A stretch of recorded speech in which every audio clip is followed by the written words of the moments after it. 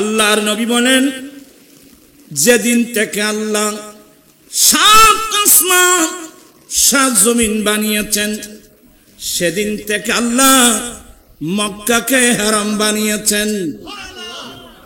অতএব মক্কার জমিনে যুদ্ধ করা হারাম। এখানে মনোযোগ সহকারে শুনুন। মক্কার জমিনে যুদ্ধ করা হারাম, মক্কার জমিনে গাছ কাটা হারাম, মক্কার জমিনে শিকার করা হারাম, মক্কার জমিনে পরিত্যক্ত জিনিস নির্ধারিত সরকারি লোক ছাড়া ওঠানো হারাম। মক্কার আবার সাই গোড়া মক্কানো। আল্লাহর নবী বলেন, মনোযোগ আছে, আল্লাহর নবী বলেন, সমস্ত আম্বিয়া ইকরাম অর্থাৎ যুগে যুগে কালে কালে পৃথিবীর লক্ষ্যভ্রষ্ট পথভ্রষ্ট মানুষকে হেদায়েত করার জন্যে যত নবী রাসূল এই পৃথিবীর জমিনে এসেছেন, সমস্ত আম্বিয়া কিরাম এই দুনিয়া থেকে যাবার সময় নিজের পরিবার, নিজের ছেলে সন্তান, উম্মত সহ কারো জন্যে একটি দিনার একটি দিরহামের তরকা মিরাস রেখে যান নাই। আম্বিয়া একরাম দুনিয়া থেকে যাওয়ার সময় একটি মাত্র সম্পদ রেখে যান, ওই সম্পদের নাম ইলমে দ্বীন।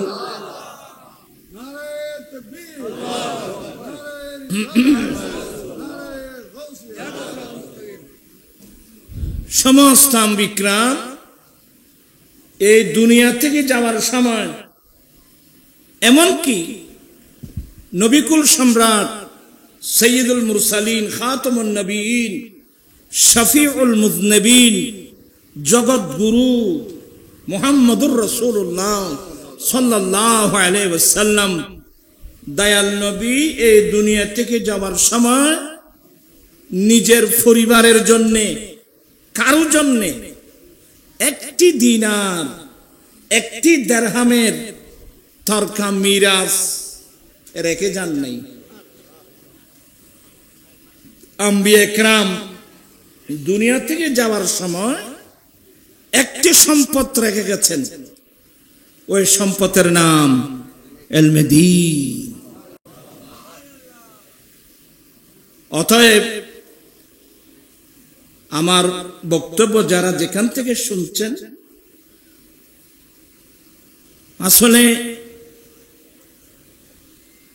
আমরা যারা মুমিন মুসলমান আছি, আমাদের জন্য সবচেয়ে উত্তম সম্পদ এক নম্বর ঈমান, দ্বিতীয় নম্বর কি ইলমে দ্বীন। কি বললাম? এক নম্বর কি? ওরা কেন বিরক্তি মিক্র চলে গন্ধে? এক নম্বর হলো ঈমান। ঈমানের পরে বিশ্বের মুসলমানদের জন্য কেউ অত ত্যাগ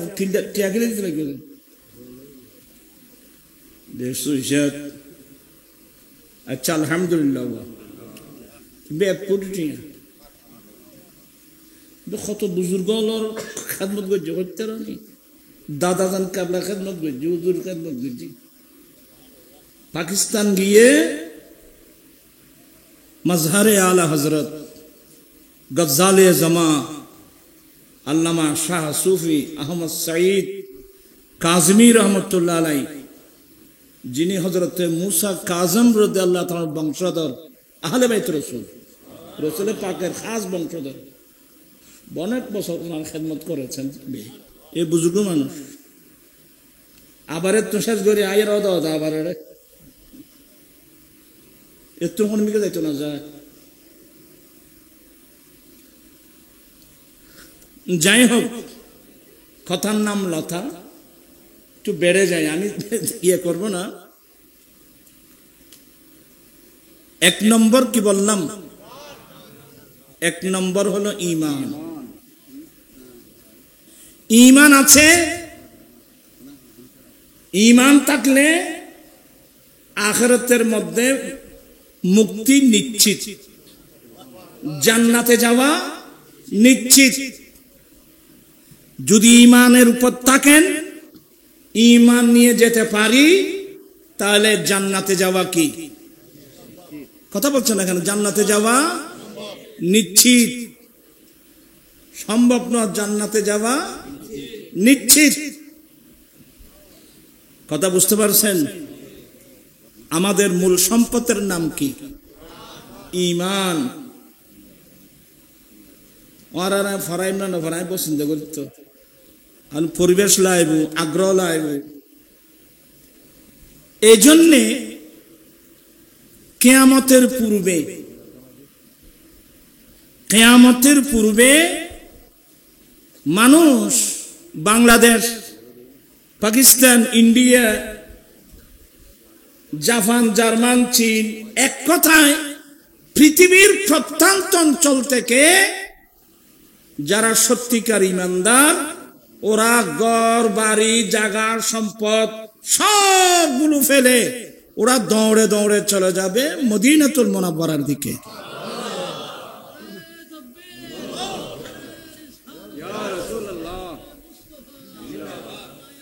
আজ কেন বিলম্ব মন দয়াল নবীর জিয়ারত, আজ কেন বিলম্ব মন দয়াল নবীর জিয়ারত, আজ কেন বিলম্ব মন দয়াল নবীর জিয়ারত, আরে গেলে বুঝবি মদিনাটা আসলে জান্নাত।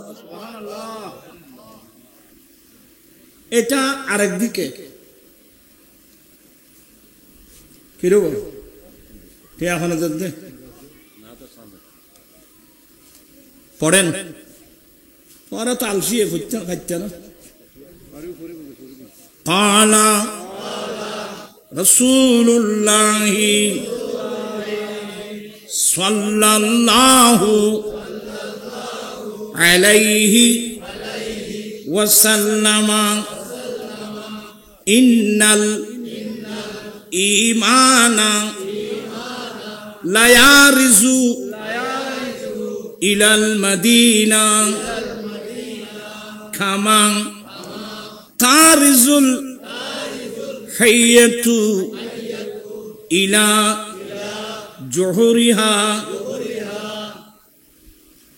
এই হাদিসগুলো পড়ানোর পিছনে অনেক কারণ আছে। আজকাল আহলে হাদিস বেড়ে গেছে, কিন্তু হাদিস জানে না, নাম আহলে হাদিস। তারপরও আমার উদ্দেশ্য হলো হেদায়েত। হেদায়েতের উদ্দেশ্যে বলবো, যার নসিব ভালো আছে পাবে, নসিব যদি খারাপ হয় পাবে না। আর আমার দায়িত্ব হলো পৌঁছিয়ে দেওয়া। মুয়াজ্জিনের কাজ হলো আজান দেওয়া। মুয়াজ্জিনের আজানের সাউন্ড মানুষের কানে কানে ঢুকাই দেওয়া, এটা মুয়াজ্জিনের ডিউটি না। এটা যদি মুয়াজ্জিনের ডিউটি হতো, বড় মানুষ মুয়াজ্জিন মারি ফেলি তুই আয় আজান নৌনিকে ওয়ামা আলাইনা ইল্লাল বালাগ। আমাদের দায়িত্ব হলো পৌঁছে দেওয়া। আর হাদিসগুলো সনদের মধ্যে কোনো জয়ীফ আছে নাকি? কেউ বলতে পারবে না। আল্লাহর নবী বলেন নিশ্চয় ঈমান। এ হাদিসের দুটো ব্যাখ্যা। নিশ্চয় ঈমান,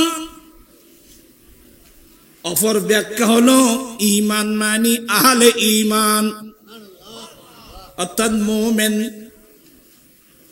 নিশ্চয় ঈমান অথবা নিশ্চয় ঈমানদার মানুষ, মুমিন দৌড়ে দৌড়ে ঘর বাড়ি দেশ, ঘর বাড়ি সবগুলো ফেলে চলে যাবেন কোন দিকে? মদিনাতুল মুনাওয়ারার দিকে। আমি বলছি না, আমি রাসূলের হাদিস শোনাচ্ছি আপনাদেরকে। আমার রাসূল বলছেন ঈমান পড়ার কথা না, এটা ফোন করতে জন্য এই লড়াছড়া করলে আর দেমাগ কান লড়ে দেবে, ইয়ে আর কান দোষের এখানে আর চেমিকে মানুষ বাজে কথা পর্যন্ত আনল সরকারের হাদিস। নিশ্চয় ঈমান দৌড়ে দৌড়ে চলে যাবে কোন দিকে? মদিনার দিকে।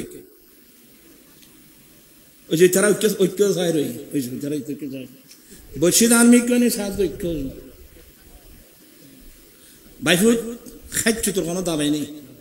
এনে যেদিন ওয়াজ করবে নুরি যাম না, যেটা ভাই ভাই অভ্যাস হয়ে দিকে যাইতে যাইতে আমি খুব বিনয়ের সাথে বলবো, এগুলো আমার আলোচনা নয়, আপনারা গুণাগার হয়ে যাবেন। খুব মনোযোগ সহকারে শুনবেন। নিশ্চয় ঈমান মদিনার দিকে চলে যাবে। এটার এক মানে একটা হলো মানুষ যখন খারাপ কাজের মধ্যে লিপ্ত হয়, বেয়াদবি মাপ, মানুষ যখন জেনা ব্যভিচারের মধ্যে লিপ্ত হয়, তখন তার ভিতর থেকে ঈমান বেরিয়ে যাবে। কারণ ঈমান থাকতে সে কোনোদিন জেনা ব্যভিচার করতে পারবে না। মানুষ যখন অশ্লীল কাজের মধ্যে লিপ্ত হয়, তখন তাদের ভিতর থেকে কলব থেকে ঈমান কি বেরিয়ে যায়, ঈমান বেরিয়ে উপর চলে যায়, লটকে থাকে। তবে এখনো সম্পর্ক আছে বিদায় ওই অপরাধ করলে তাকে কাফের বলা যাবে না, সে ফাসিক, কাফের বলা যাবে না। ওই ঈমানটা লটকে থাকবে উপরে, ঈমান অপেক্ষা করবে এই মানুষ কখন এই অপরাধ থেকে আল্লাহর কাছে তওবা করতেছে। আল্লাহর কাছে তওবা করার আগ পর্যন্ত এই ঈমান আপনার ভিতর ফিরে আসবে না। মহিলারাও শোনেন, সবাই শোনেন, হ্যাঁ ঈমান ফিরে আসবে, সে অপেক্ষায় থাকবে এই মানুষ কখন এই অপরাধ থেকে আল্লাহর কাছে কি করতেছে, তওবা করতেছে। তখন বান্দা তওবা করে সেই ঈমান আবার ফেরত আসবে, আপনি মুমিন থাকবেন। আলহামদুলিল্লাহ। এগুলো আমলি ত্রুটি, কিন্তু কোন বান্দায় যদি নবীর শানে বেয়াদবি করে, কোন ব্যক্তি যদি নবীর শানে বেয়াদবি করে, তার ভিতর থেকে ঈমান বের হয়ে আকাশে থাকবে না, সোজা চলে যাবে মদিনাতুল মুনাওয়ারায়। ওই সময় ওই সমস্তদেরকে কুফরি ফতোয়া দেওয়া হয়। মান ইস্তাখাফা বিজানাবিহি সাল্লাল্লাহু আলাইহি ওয়াসাল্লাম ফাহুয়া কাফিরুন মালউনুন ফিদ দুনিয়া ওয়াল আখিরাহ। তখন ওদেরকে কুফরি ফতোয়া দেয়, কারণ নবীর শানে বেয়াদবি করলে যিনি আমার ঈমান, ওনার শানে যদি বেয়াদবি করে ঈমান থাকবে, সোজা চলে যাবে কোথায়? এক। কিন্তু এখানে যে আলোচনা হচ্ছে, ইন্নাল ঈমানা লা ইয়ারিজু ইলাল মাদিনা, এটার ব্যাখ্যা আরেকটা। নিশ্চয় ঈমান মানে আল ঈমান, আলিফ লামে এওয়াজ, আহলি ঈমান অর্থাৎ যারা সত্যিকার মুমিন, এরা কিয়ামতের পূর্বে আপন দেশ থেকে, জন্মস্থান কিংবা কর্মস্থল থেকে জায়গা সম্পদ সব কিছু ফেলে দৌড়ে দৌড়ে চলে যাবে চলে যেতে থাকবে কোন দিকে? মদিনাতুল মুনাওয়ারার দিকে।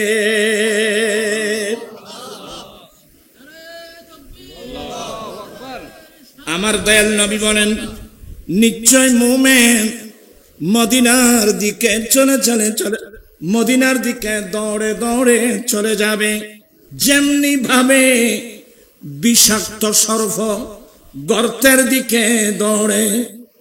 এবার হাদিস বুঝে আসবে, যেমনি ভাবে বিষাক্ত সর্প গর্তের দিকে দৌড়ে, ঠিক তেমনি ভাবে ঈমানদার মুমিন মুসলমান এরা মদিনার দিকে দৌড়বে। কারণ কি? সর্পের নিরাপদের জায়গা গর্ত, ঈমানদার মুমিন মুসলমানের ঈমানের নিরাপদের জায়গা মদিনাতুল মুনাওয়ারা।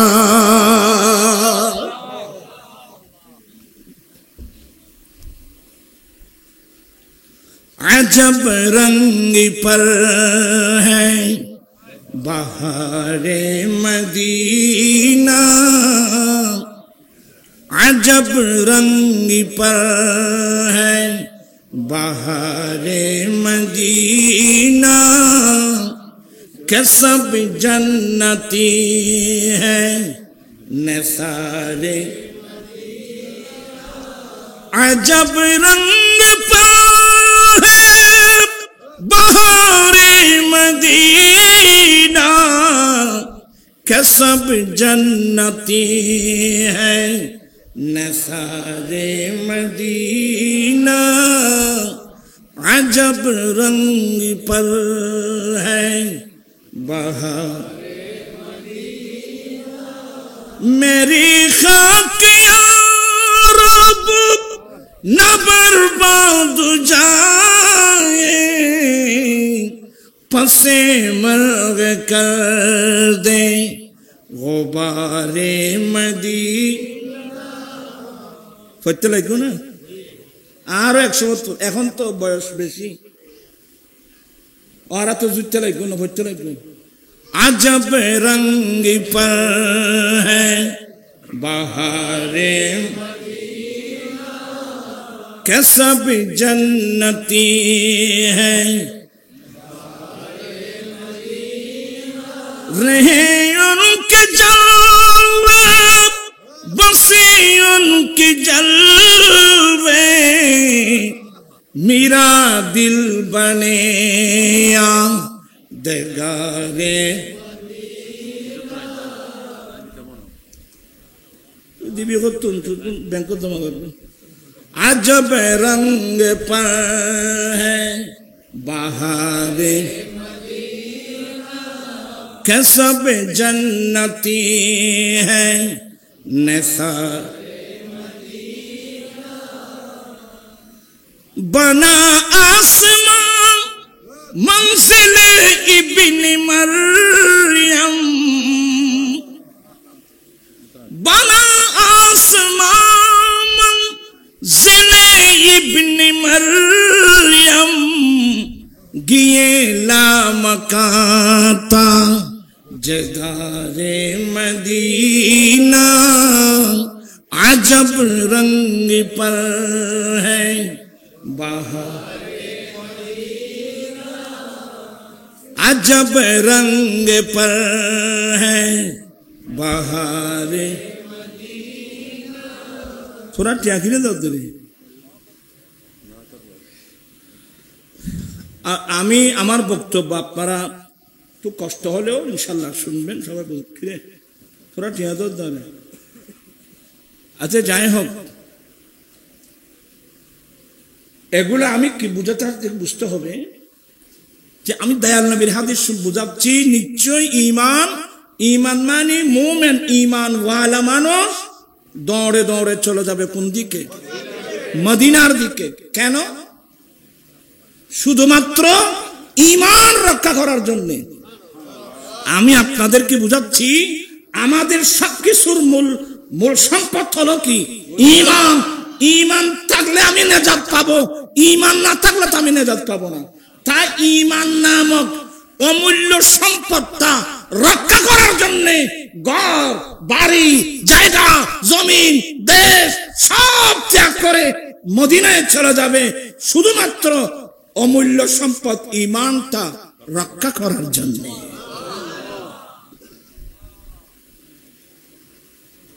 তো হুজুরের সমস্যা কি? তুই হইতেন বলি লম্বা আলোচনা কতক্ষণ যাবে ঠিক আগুন সোয়াবিল্লে হওয়া না। আলহামদুলিল্লাহ, আপনাদের কষ্ট হচ্ছে তো। আমি খুব তাড়াতাড়ি বলে দেবো, এখন সময় নেই। মাঝে আসছি আরো আছে না মুদাসসির তো এটা আলেম বেগম তো দেননি আদিয়া তোবা দেন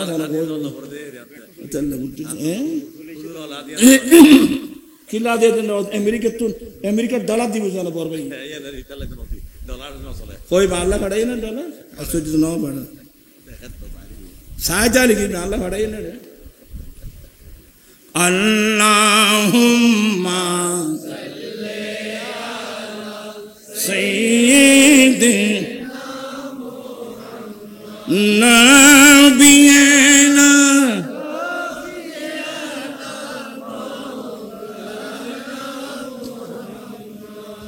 এবার মূল কারণ কি?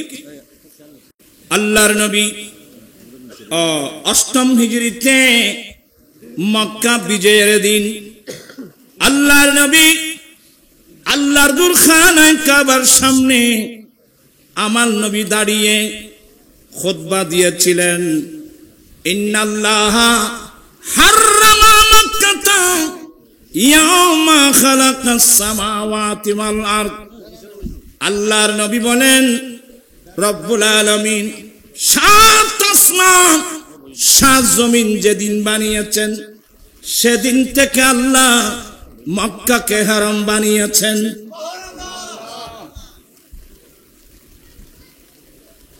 ও গেছি দে না হুজুর মাঝিমে এসেছে হতেন কে ফিরে গিয়ে গই ইয়ার আর গেছে দে আজহারি সাহেব এসে দে কে ফিরে গিয়ে আই যারকে জ্বর হয়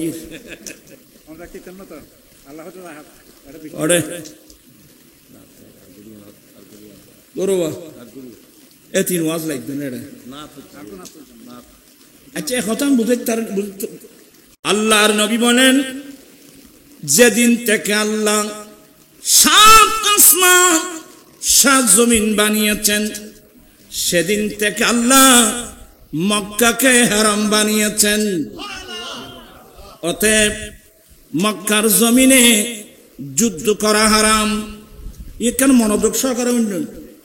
মক্কার জমিনে যুদ্ধ করা হারাম, মক্কার জমিনে গাছ কাটা হারাম, মক্কার জমিনে শিকার করা হারাম, মক্কার জমিনে পরিত্যক্ত জিনিস নির্ধারিত সরকারি লোক ছাড়া ওঠানো হারাম। মক্কার আবার সাই গোড়া মক্কানো এখন তো আর বোঝনে আপনার ফিরুর দরবারও কি বানাই ফেলাই লা হাওলা ওয়ালা কুওয়াতা আস্তাগফিরুল্লাহ। মক্কা শরীফ গোটা তো হারাম না, গোটা মক্কা তো হারাম না। যাই হোক, আমি উলামা کرامদের খেদমতে খুব বিনয়ের সাথে অনুরোধ জানাবো আমাদের জবান থেকে এমন কোন শব্দ যেন বের না হয় যেটা রাসূল পাক ইসলামের শরীয়তের উপর কি আসবে, আঘাত আসবে। খুব সতর্ক। পৃথিবীর কোন মানুষ কেউ শুধু আমার রাসূল হাদিস এতটুকু ইন্নাল্লাহা হাররামা মাক্কাতা, অপর হাদিসের মধ্যে আছে ইন্না ইব্রাহিমা হাররামা মাক্কাতা ওয়া আনা উহাররিমুল মদিনা। আমার জদ্দে আমজাদ হযরত সাইয়েদনা ইব্রাহিম আলাইহিস সালাম মক্কাকে হারাম বানিয়েছেন আর আমি রাসূল মদিনাতুল মুনাওয়ারাকে কি বানাচ্ছি হারাম। ওখানে অনেক ইখতিলাফ আছে। গোটা মক্কা হারাম না, হুদুদে হারাম, হারামের একটা সীমানা আছে। তা আমার রাসূল যে হাদিস বর্ণনা করেছেন এটা হুদুদ হারামের ঘটনা না। আল্লাহর নবী বলেন, যেদিন থেকে আল্লাহ 7 আসমান 7 জমিন বানিয়েছেন, সেদিন থেকে আল্লাহ মক্কাকে হারাম বানিয়েছেন। বিদায় মক্কার জমিনে যুদ্ধ করা হারাম, মক্কার জমিনে ঘাস কাটা হারাম, মক্কার জমিনে শিকার করা হারাম। আমার নবী যখন হেরমের আহকাম বর্ণনা দিচ্ছিলেন, আমার নবীর পাশে ছিলেন আমার নবীর চাচা আব্বাস রাদিয়াল্লাহু তাআলা। ফাকাল আল আব্বাস ইল্লাল ইযহার। আব্বাস রাদিয়াল্লাহু তাআলা আরজি করলেন, নবী গো, আপনি যে মক্কার হেরমের আহকাম বর্ণনা দিচ্ছেন, রক্তপাত হারাম, যুদ্ধ করা হারাম, গাছ কাটা হারাম, বাঁশ কাটা হারাম, শিকার করা হারাম, নবী গো, এক হারাম থেকে একটা জিনিস বাদ দেওয়া হোক, এটার নাম ইযহার। কি নাম? ইযহার। হামজা জাল খ রা। ইযহার এটা একটা ঘাস। নাজআলুহা ফি কুবুরিনা ওয়া বুয়ুতিনা ইয়া রাসূলুল্লাহ। ইযহার নামক যে একটা ঘাস আছে, এই ঘাসটা আমরা কবরস্থানে লাগাই, আমরা আমাদের ঘরের মধ্যে লাগাই। তো এটাও খাতা যদি হারাম ঘোষণা করা হয়, আমরা আগামীতে কবরস্থানে কোত্থেকে লাগাবো? ঘরের ছাদের মধ্যে কোত্থেকে লাগাবো?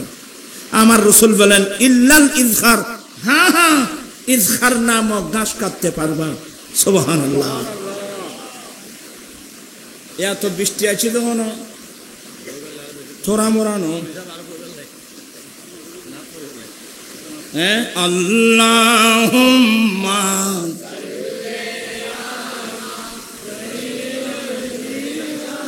মুহাম্মাদ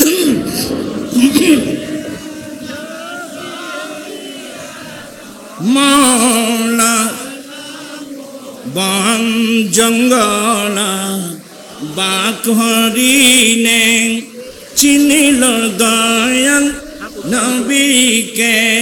হর মান ভয় চিনলি না রে, দুঃখ রইল মনেতে। আল্লাহ কম করতো না, জল দেখতে পারে এনে দুধ দিন কম করে দেখি না বিয়ে না।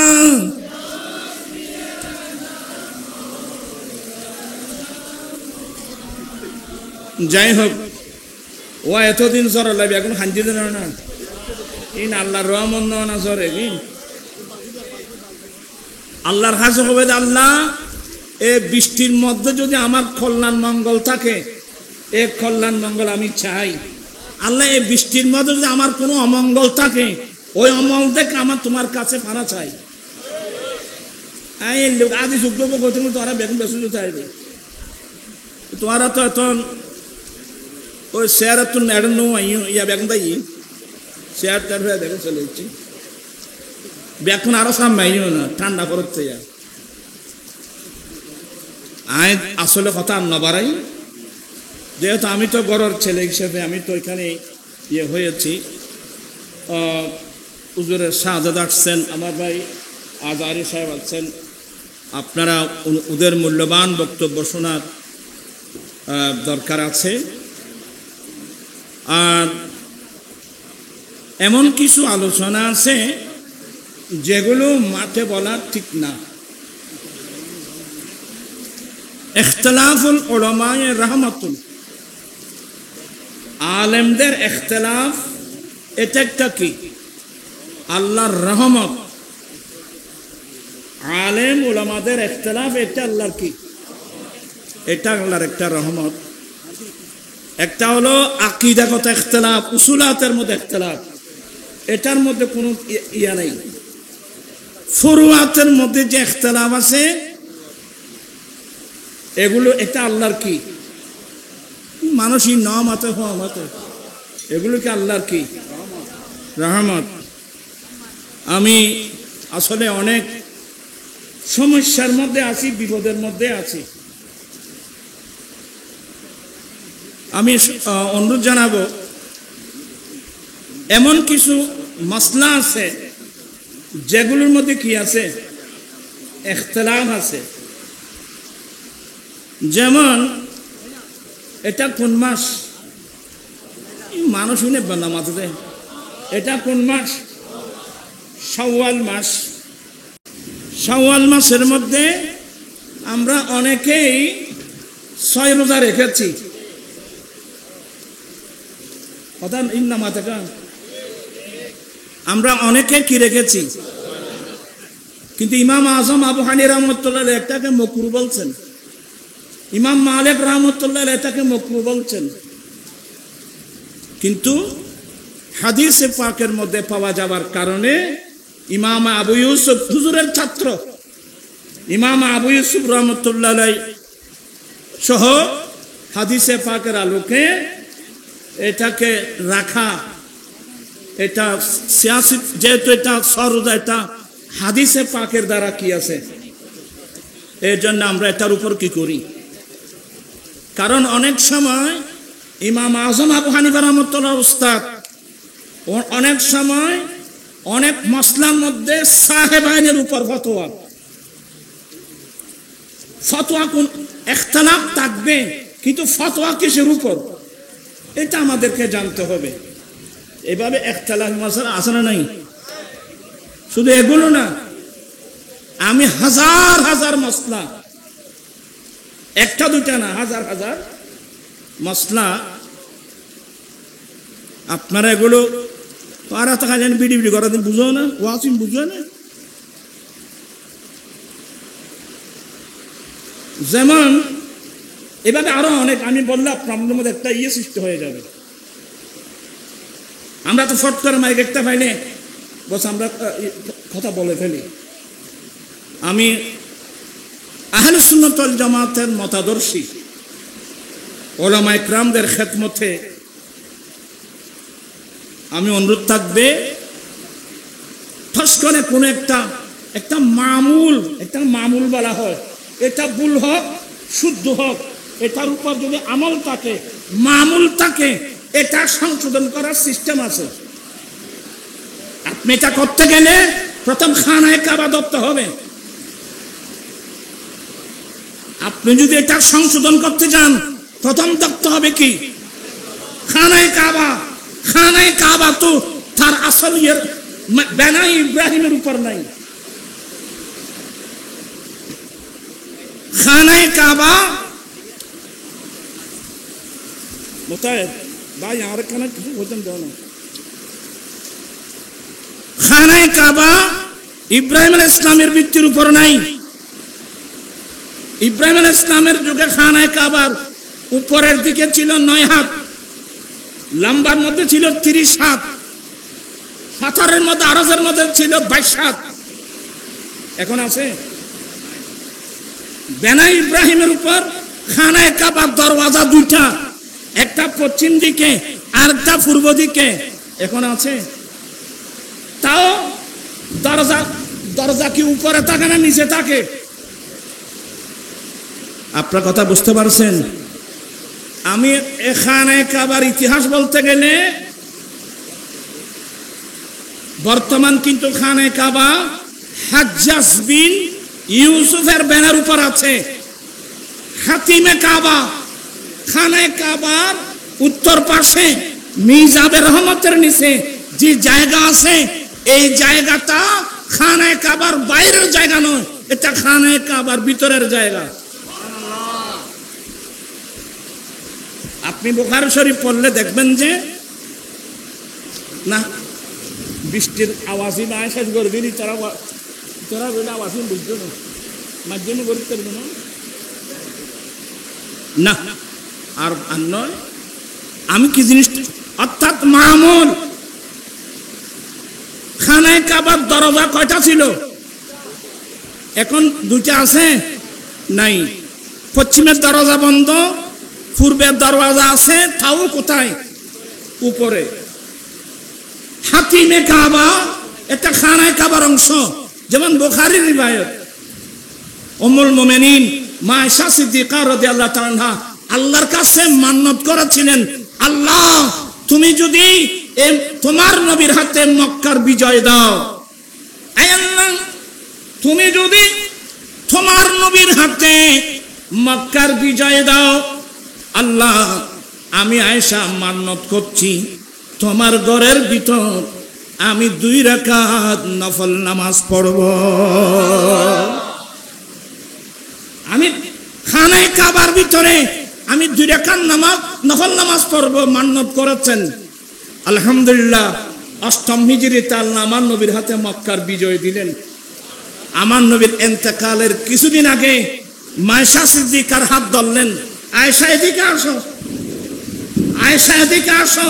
নবী মায়েশা সিদ্দিকার হাত ধরে এনে ওই মিজাবের রহমতের নিচে হাতিমে কাবায় দাঁড় করাই দিলেন। আয়েশা, তুমি এখানে তোমার মান্নত পূর্ণ করো। তুমি যে মান্নত করেছিলা আল্লাহ তোমার হাত নবীর হাতে যদি মক্কার বিজয় দাও, আল্লাহ তোমার ঘরে আমি 2 রাকাত নফল নামাজ পড়ব। তো আল্লাহ ঠিকই তো আমার হাতে মক্কার বিজয় দিয়েছে, তুমি তোমার মান্নত পূর্ণ করো। তো মায়েশা বলছেন যে ইয়া রাসূলুল্লাহ, আমি তো মান্নত করেছিলাম খানায় কাবার ভিতরে পড়ব, আপনি তো আমাকে এনে দিয়েছেন খানায় কাবার বাইরে মিজাবের রহমতের নিচে। এবার আমার নবী হাদিস বর্ণনা দিলেন, এটা হাতিম, এটা খানায় কাবার বাইরের অংশ না, এটা খানায় কাবার ভিতরের অংশ। জব বেজে ইবনে ইন আল্লাহ রহমান জব বেজে ইবনে জরালা মেঞ্জে কথা খাদা খাইবি।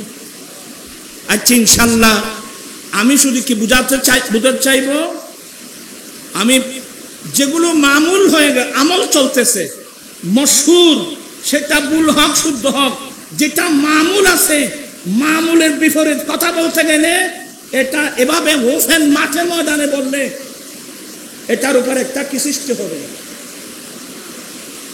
এটা যদি আমরা আহলে সুন্নাত ওয়াল জামাতের উলামায়ে কেরামদেরকে নিয়ে, যেমন বিজ্ঞ আলেম ওলামারা আছে, এদেরকে সাথে পরামর্শ করে হুজুর এটা কিভাবে সংশোধন করা যায়, তাহলে জিনিসটা করতে হবে ওখানে। আজকে এ ধরনের কথা মাথায় না আসলে আমাদের মুফতি সাহেবরা বলতে হতো না। আমি কি কথা বুঝাতে পারছি? এভাবে এই যে মসজিদের ভিতর আজান সম্পর্কে ইখতিলাফ আছে, মসজিদের ভিতর আজান দেওয়ার বিধান নেই, এমনকি জুমার আজান সানি আজান দেওয়ার বিধান হলো মসজিদের দরওয়াজার বাইরে, মসজিদের বাইরে। কিন্তু আমাদের দেশে আমল হয়ে গেছে কোথায়? মসজিদের ভিতরে। তাহলে মামুল যেটা হয়ে গেছে, মামুলের বিপরীত সিদ্ধান্ত নিতে গেলে সবাই ঐক্যবদ্ধ হয়ে ঘরের মধ্যে বসে পরামর্শ করে আমরা তার সিদ্ধান্ত নিতে হবে, যাতে পাবলিকের মতো একটা সৃষ্টি না হয়।